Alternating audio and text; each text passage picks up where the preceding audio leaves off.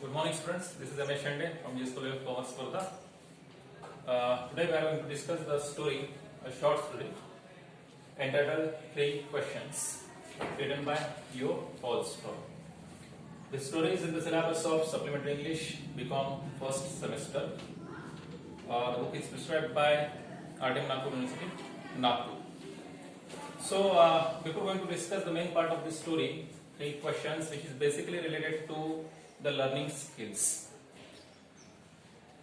I would like to give you some information about this great writer, who is a renowned writer, well acclaimed writer in the world, Leo Tolstoy. He is from Russia. He has written so many books, and so far as this story is concerned, three questions, it's very important. It's because we learn some certain things from this story. And that's why this particular skill, that is learning skill, is closely associated with this story, and it is the part of our syllabus. So this is a value-based intellectual story written by the renowned Russian writer Leo Tolstoy. This story is basically divided into two parts. In the first part, where we have been given the information about a king. The name of the king is not given anywhere in this story. And in the second part, we get some information about the hermit. We'll come across these characters. Even though the names are not given, it has a universal appeal. Thirdly, there is one another character, and that character is a bearded man. Means a man who has a long beard. So, the entire story revolves around these three men. I'm using the word men because nowhere in this story you will find the female character. So this is about, or this was about the characters which are given in this beautifully, wonderfully written short story, that is Three Questions. Once again, I would like to tell you about this title itself, because when we look at this title, when we see this title, that time we assume some certain things in our mind. We start thinking about some certain things. So what is that? From the title itself, because the title is very much suggestive, it suggests something to us, and we get to know about some certain things from the title itself. That's why, first of all, we must focus on the title itself, that is Three Questions. You'll find two words here. First is three. Simply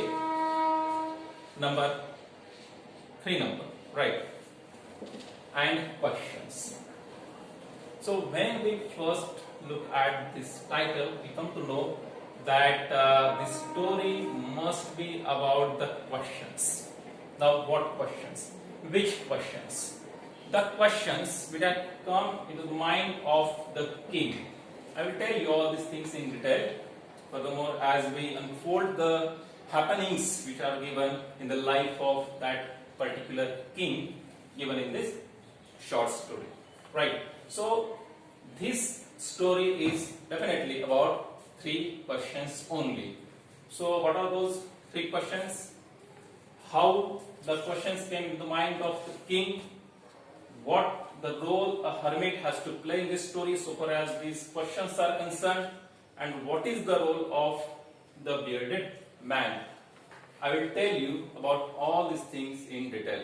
But before that, once again, I would like to tell you about these three characters, because I generally divide the characters into two categories. First is the major category, second is the minor category. In the sense, major characters and minor characters. So here you will find these two characters are major characters. The king. Because the king is kind of protagonist, the main character, the principal character, the chief character, the very, very, very important character in the story, that is the king. Then comes hermit, and lastly you will find the bearded man. So this way these two characters are major characters, big characters, large characters. I prefer the word major characters because it is in vogue, it is in fashion so far as this world of literature is concerned. And secondly, I would use another word, that is minor character. I would like to use this particular word for this bearded man. So this story, the entire story revolves around these three characters, but basically the king who is given in the story. So I would in fact tell you the summary, but we'll go line by line. A king. Now we are going to start the main part of the story, right? A king once thought that he would never fail if he knew three things. Once upon a time, you generally see in the story books that the stories begin with these particular words, right? So in this story also, the story begins with the same words nearly. A king once thought that he would never fail if he knew three things. There was a king, just assume, as it is given in the story. The king thought that if he knew three particular things, then he would never be unsuccessful in his life, he would never fail in his life, he would always succeed in his life. So this story is basically, we get somewhat some clue about the story itself from this very beginning of the story. That is the first line of the story. A king once thought that he would never fail in his life, he would always succeed, he would be a successful man if he knew three certain things, if he knew about those three things. One, so what he is talking about, what are those three things? The first is given here. One, what the right time was to begin something. In the simplest term, in the simplest language, in the simplest word, I would like to tell you, what is the proper time to begin something in our life? Was the first question which came into the mind of the king. Now we have this king at the center of the story, right? So the first thing which came into the mind of the king was what the right time was to begin something. What is the right time to begin something in our life? This is the first thing that entered the mind of the king. Secondly, two, which people we should take advice from. Many times in our life also, I'm just speaking in general sense, when we plan something to do in our life, we definitely take some suggestions, some pieces of advice from the people around us, or who are well acquainted with us, or who are well familiar with us, or in other words we can say who are our well-wishers. So who are our close, right? Who are our confidants. So we take the advice from those people. So this was the second question which came into the mind of the king.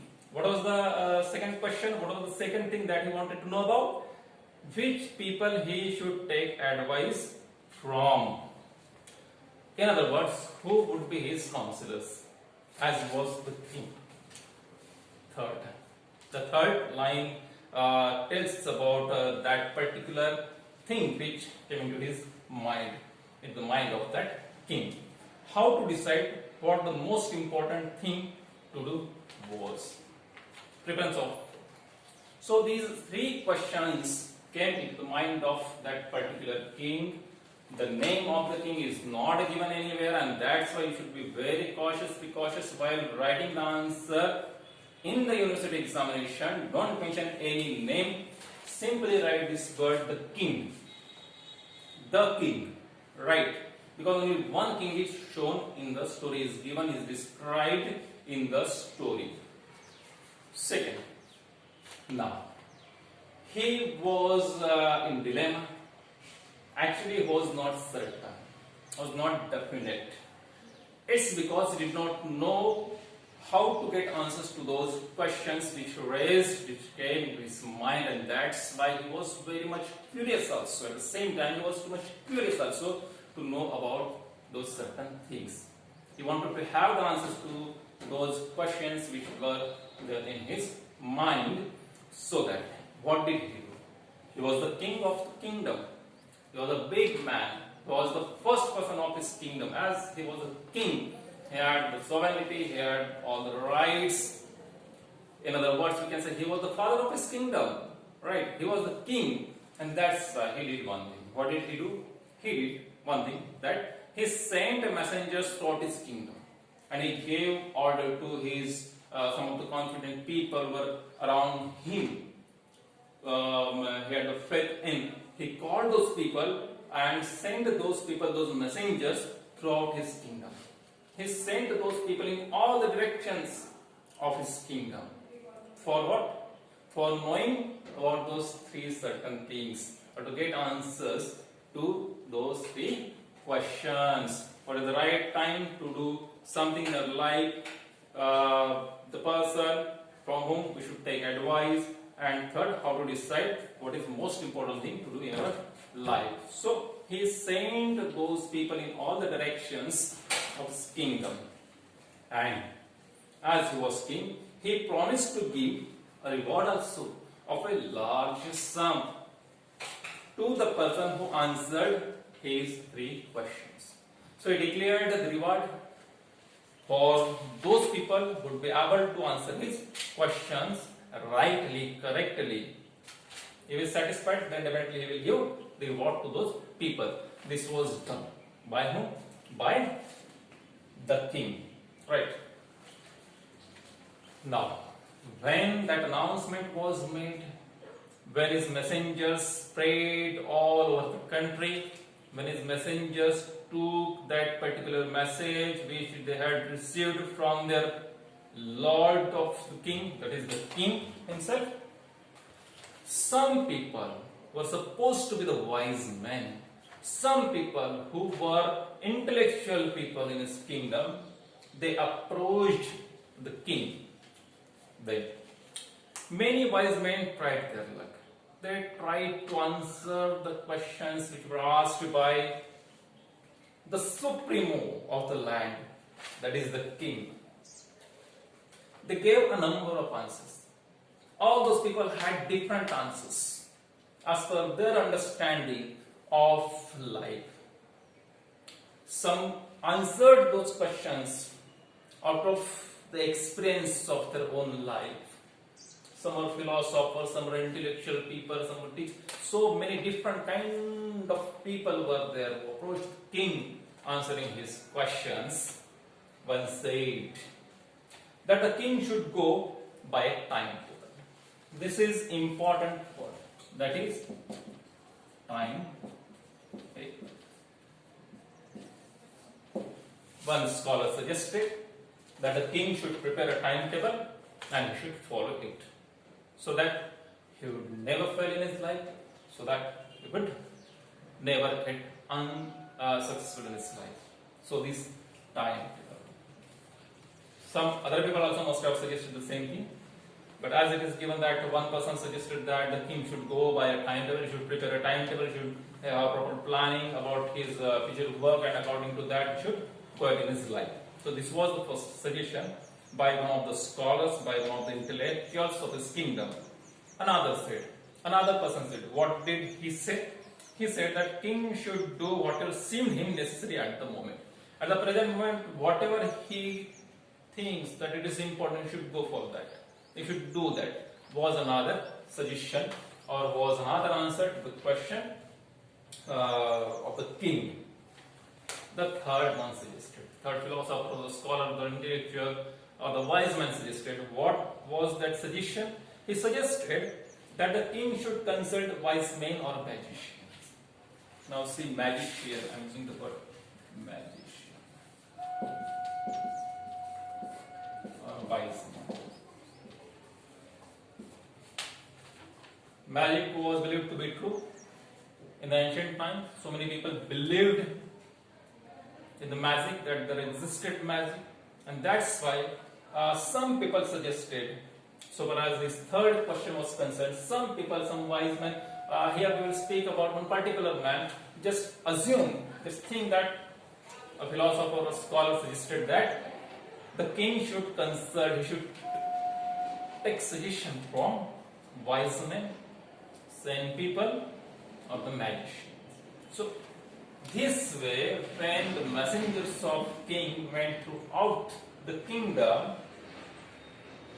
so many people came to him and suggested these different things. They tried at the level base to answer the questions asked by the king. So, Answering the second question, because the first was about the timetable. So it was clear that we should have a timetable and we should follow it scrupulously. It was. Answering the second question, they gave top importance to his councillors. To his councillors, or to priests, or to doctors, or to soldiers. In reply to the third question, the wise men gave importance to science or fighting or religious worship. So this way, in different questions, you got different answers, and the gist is that the point is that the important point is that nearly all of them suggested that the king should consult the wise people. W-I-S-E, wise people, good people who can think, who are social, who are wise, who have good intellect. So the king should consult those people. This was kind of a major suggestion for the king while they were answering the questions asked by the king. But the king was not satisfied with all those answers. The king was in search of specific, a definite, a certain, and pragmatic, useful, practically possible answer or suggestion.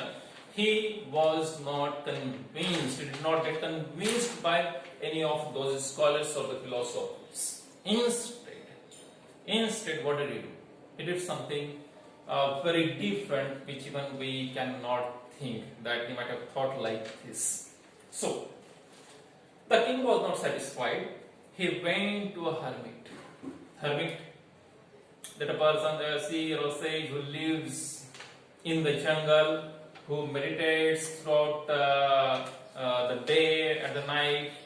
He takes sound sleep and is very happy. He doesn't have too much with these worldly affairs. He is far away from the life of comfort and luxury, etc. Just a simple man or a person who is always involved in worshipping the Almighty or God. So, the king wanted to know the answers to his questions from a hermit. I have written the word hermit here. Jungle में रहने वाला साधु in Hindi. Right, the hermit. Actually, he knew when such hermit was living in the jungle. But the problem was that the hermit would never meet such people. I am using the word such people. Such people means such landlords, the kings and queens. Would always meet the common masses, the common people, or just common like you and me. Right? He was really a wise man. And he learned all the things in his life out of his experience and his devotion to the Almighty God. And his lifestyle was very simple. Had a simple clothes to wear. He had just a simple bed to sleep on, and would throughout day work by himself. He did not, he would never take the help of anyone of the people from the outside. And he had a very small hut to live in, which he himself had built. So this way, hermit was there, and he was living in the jungle, far away from the kingdom. Right? He had no such kind of comforts which were easily available to the king and the people around the king. So, when the king was not convinced by all those philosophers or the scholars or the intellectual people of his kingdom, he went to a hermit in the jungle alone. See, he knew about it, means alone. This word suggests or indicates that the king knows about the hermit, and that's why he just went alone without his soldiers. He put up all his clothes of the king and put on somewhat simple clothes, like a simple man, like a common man, and he went into the jungle to meet that hermit. Then he saw the old and big hermit digging the ground. So, when the king reached there, he saw that a big, lean and thin, like a dwarf man was there, and he was digging the ground. Khodna was digging something. He was digging the ground. It means when the king went there, the hermit was working. So, right, he was in work. He was not just idle, lying anywhere on the bed or in the garden or in the jungle. Right, he was busy in his work. So, the king asked his questions. Just a moment ago, I told you that he was not satisfied with the answers given to him by the scholars, the intellectuals, the philosophers of his kingdom. So he actually had gone there to meet the hermit just to know about those certain things, right? To get the answers to his 3 questions. And when he saw the hermit, when the hermit was digging the ground, he, out of curiosity, for the same purpose he had gone there, he asked those questions to the hermit. But unfortunately, why I am saying this? It's because he was the king, the lord of the land, the father of that land, the supreme authority of the land, was asking the questions, certain questions to the hermit, but hermit did not reply. Single. He did not say anything. He did not answer the king when the king asked those questions to the hermit. So, after a while, after some time, when the king observed that the hermit was not answering his questions, he too, T-double-O-2, king too took the spade. How I used to go there. That is all. He took the spade from the hermit and began to work in his place. He was a wise man. I am using this particular wise for the king himself. It's because he did not get angry when he did not get the answer from the hermit. Instead, he thought to help that hermit, and even though he was the king of that land, his kingdom, he took that spade. He would never have taken that spade in his hand in his life, but the first time he helped that hermit, took the spade and started working in the same place, and requested the hermit to take a rest for some more time. Several hours passed. He continued his work of digging the ground, the work which was being done some time ago by the hermit. So it was the evening. It means throughout the day, the king continues his work of digging the ground. It was really a great task, in fact, because there was no ego at all in the heart of the king. Very candidly, very openly, was helping that simple hermit or the god man. I would like to use this word for that hermit, a god man. It was evening, so the king stopped digging the ground. The king was ready to take leave from the hermit. Now, evening, he worked the same thing. He continued the work of digging the ground, and when it was evening, he stopped and just ready to take leave from that hermit. One point is noticeable here, that he is ready to get the answers, his questions, right, for which had gone to the hermit. So, just then the hermit told that someone was running towards him. So, when the king stopped that work of digging the ground, the hermit told the king that someone was following him. Actually, the word is used, following them. Someone was there who was who had hidden himself behind the bushes in the jungle, right? But the hermit had noticed that person.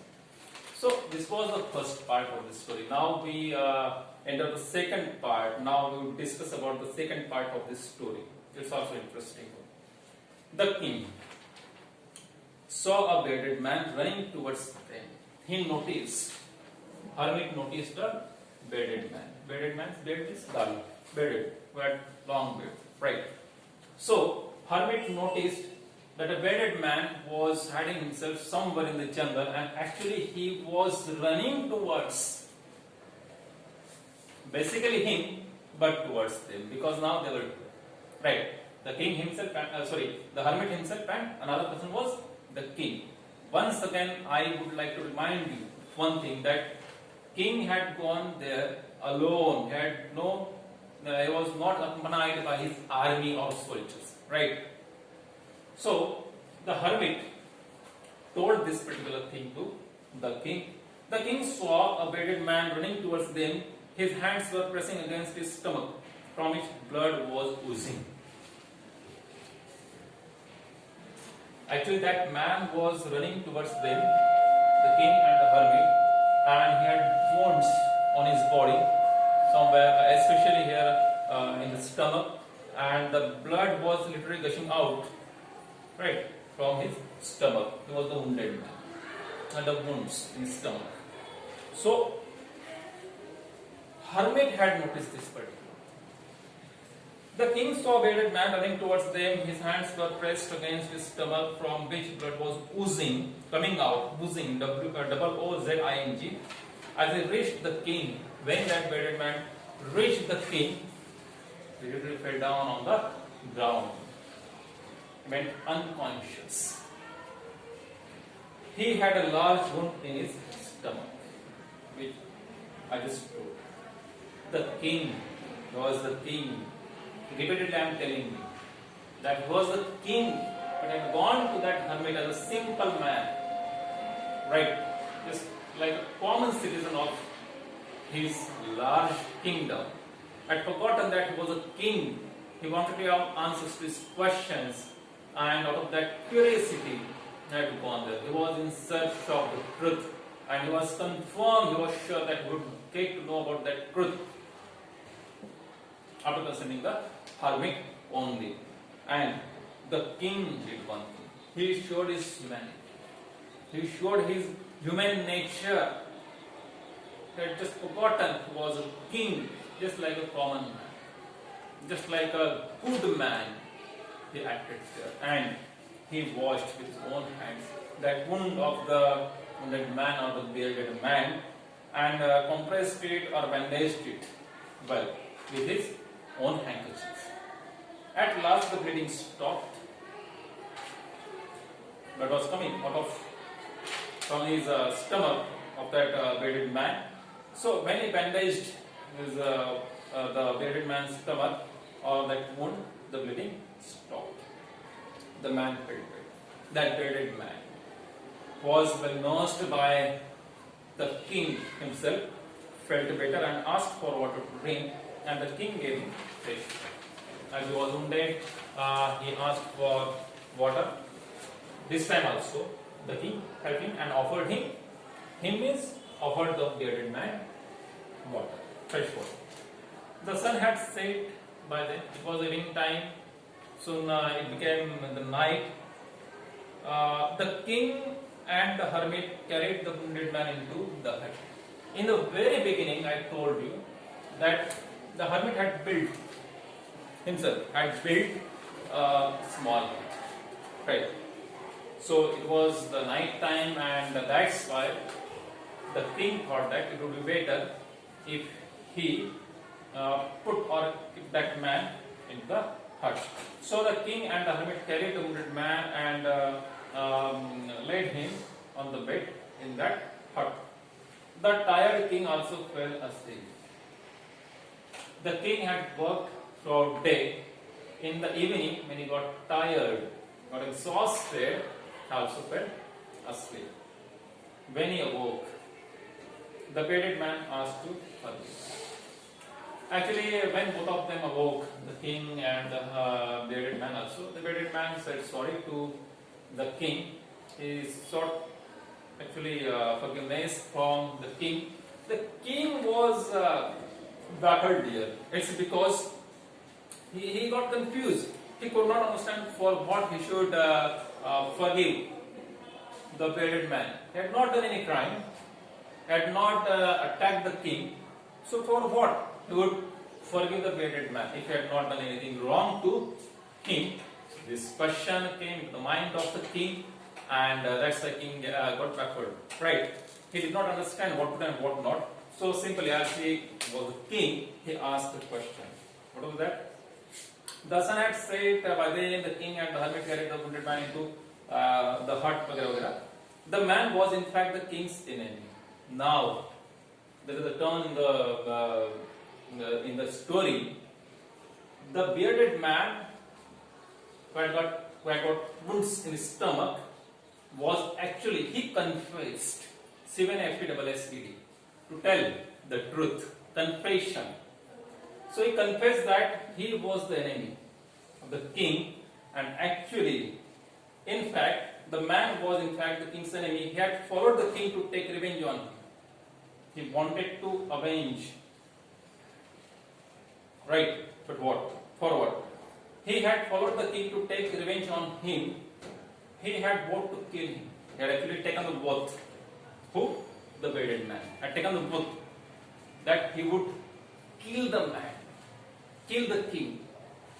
But for what and why? The king had once put his brother to death. So this was the reason why in the very beginning, when he started speaking to the king, said that, I beg your pardon, please forgive me, I've done a big crime. Actually had come into that jungle or the forest or den forest to kill the king for this particular thing, because the king himself had given the order of the execution of the bearded man's brother, had given the order to kill the bearded man's brother some days ago.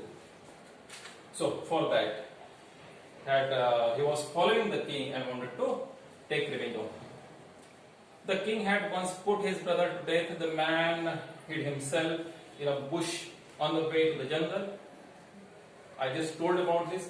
He came out of his hiding place when the king did not return for long.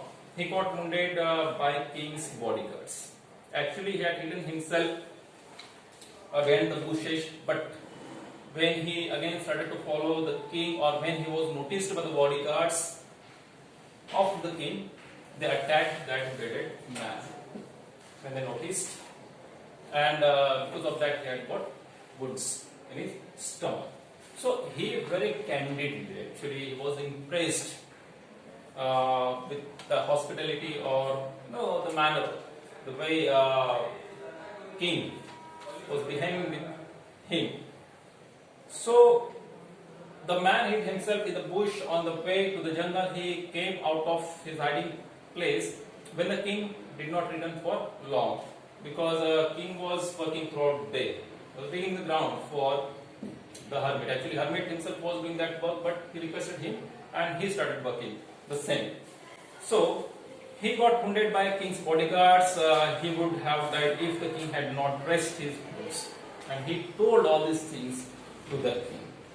King also got was impressed. He felt grateful, thankful to the king who had saved his life. He promised to serve the king as a faithful servant. See, the very important thing is that the bearded man who had actually gone into the jungle, had just was just following the king, actually wanted to kill the king, but as the king did not know anything about that person, he took utmost care of that man as he had got wounds in his stomach. He showed humanity, he showed pity, he showed compassion for that particular man, and that's why when he came to consciousness, or when he woke in the morning, he confessed all these things. Right now, it's very interesting. It's very interesting to know what decision was taken by the king after he got to know about the happenings and the background of that person, the bearded man. The king was happy. He was not sad. He did not get angry, in fact. Instead, he became happy. He was very happy. The king was happy that he had made peace with his enemy. It's clear that he had won the heart of that bearded man. Right. He forgave the man and promised to give back his property. Actually, the king had seized. Right. The king had seized the property of the bearded man's brother, and that's why it came there, or had followed the king and wanted to take revenge. So he promised that man that he would give all his property back to him. The king then went up to the hermit. Actually, even he was to get the answers of his questions, and that's why he again went to the hermit. He again asked for the answers to his 3 questions. He was not satisfied with the answers given by the philosophers or the scholars of his kingdom, and after all this happened there, he was able to get the answers to his questions, and that's why, after knowing about the bearded man and helping the hermit, once again he went to the hermit and requested him, please answer my questions. And this time, at last, he was going to get the answers to his questions, and definitely it was a good thing for him that would make the king happy. It was a really good thing for the king himself.